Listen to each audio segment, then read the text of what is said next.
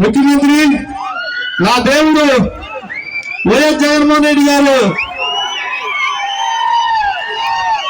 నన్ను పిలిచి నా అన్నలిద్దరిని తీసుకెళ్తే నన్ను పిలిచి ఈ నియోజకవర్గానికి నిన్ను పంపిస్తున్నానంటే నేను కొంచెం భయపడ్డా. ఇద్దరు కూడా చెరువు పక్కన మేమున్నాం, నీకెందుకు నువ్వు ఎక్కడ భయపడవకరా అని ధైర్యం ఉంది చెబితే నాకు అర్థం కాల.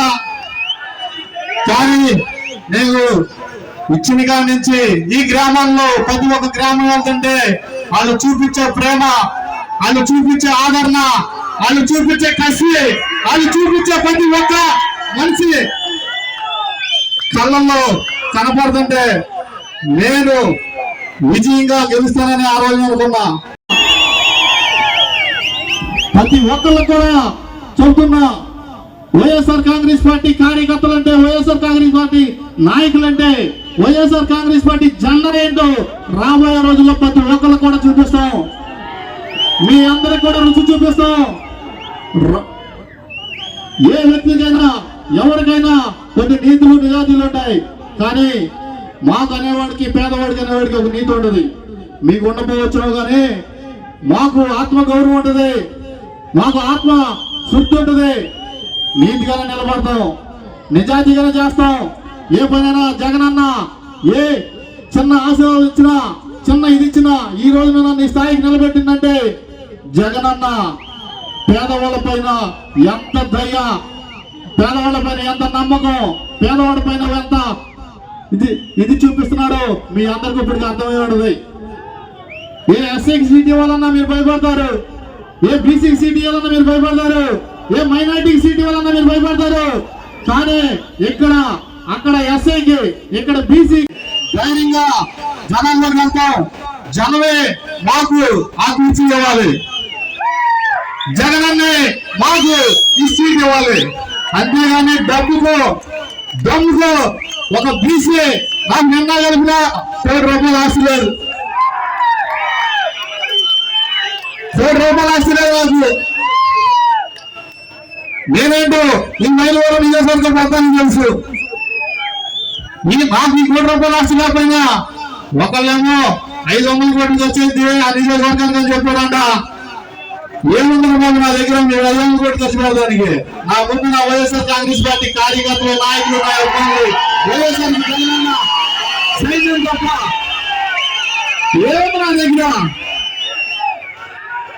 అదే బాబు నాకు ఉండడానికి ఇల్లు కూడా లేదు నాయన. ఆయన అవసరం ఉన్నప్పుడు ఆ రోజున పడేసే కావాలని ఇప్పుడు కూడా దాన్ని మొదలైపోయా.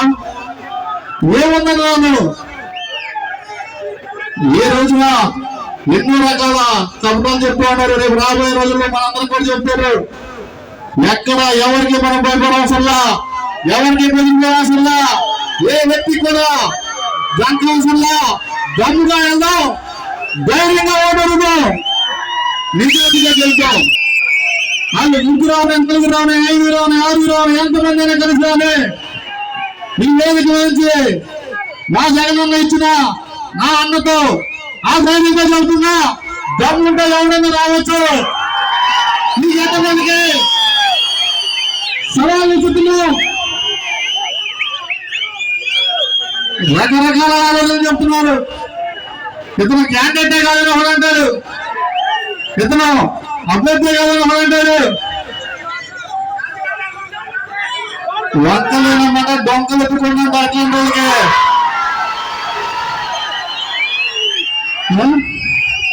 ఎవడు అన్నాడంట రకరకాల ఆలోచనలతో ముందుకెళ్ళాం. మేము కష్టపడి వైఎస్ఆర్ కుటుంబ సభ్యులందరం కూడా వైఎస్ జగన్మోహన్ రెడ్డి గారు పెట్టిన పథకాలు దమ్ముగా ధైర్యంగా ప్రతి ఒక్కరికి కులం చూడకుండా, మతం చూడకుండా, ప్రాంతం చూడకుండా, ఏ జెండా కూడా కట్టమనుకోకుండా ప్రతి ఒక్క ఇంటికి కూడా ఇచ్చాం. అడిగే దమ్ము వైఎస్ఆర్ కాంగ్రెస్ పార్టీ కార్యకర్తకి ఏ ఇంటికి వచ్చి దమ్ము ఉన్న వల్ల ధైర్యంగా అడుగుతాం, నీతిగా వెళ్తాం, నిజాయితీగా కలిసి మైలవరం గట్టి మీద వైఎస్ఆర్ జెండా ఎగరేస్తాం.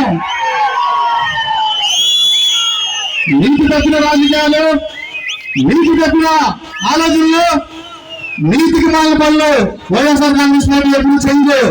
పేదవాడిని తీసుకొచ్చి నిలబెట్టిన మగవాడు ఎవడన్నా ఉన్నాడంటే ఈ ప్రపంచంలో అది వైఎస్ జగన్మోహన్ రెడ్డి గారే. ప్రతి ఒక్క పేదవాడు కూడా గర్వపడాలి. ఇవాళ నేను అవ్వచ్చు, రేపు మీలో ఇంకోళ్ళు రావచ్చు. ఎవరికైనా సరే అవకాశం ఎక్కడైనా ఉందంటే అది వైఎస్ఆర్ కాంగ్రెస్ పార్టీ జెండా మీదే ఉంది. మైలవరం నియోజకవర్గ ప్రజలందరికీ కూడా పేరున ధన్యవాదాలు. ఇప్పుడు దాకా మీరు నా కోసం కష్టపడినందుకు మళ్ళీ రాబోయే రోజుల్లో 40 రోజులు మనం అందరం కూడా కష్టపడి జగన్ అన్న ముఖ్యమంత్రిని చేసి నన్ను ఇక్కడ ఎమ్మెల్యే చేసి పార్లమెంట్ సభ్యులు కేసీఆర్ నాని గారిని ఎంపీగా గెలిపించుకొని మన సత్తా ఏంటో చూపిద్దాం.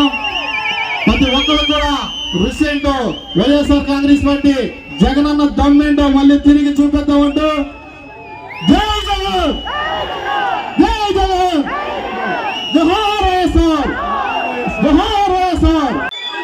మీ మైలవరం నియోజకవర్గంలో మీ పోయిందా కూడా నా కోసం ఎదురు చూస్తున్న నా కుటుంబ సభ్యులందరికీ కూడా పేరు పేరున ధన్యవాదాలు చెప్తున్నా.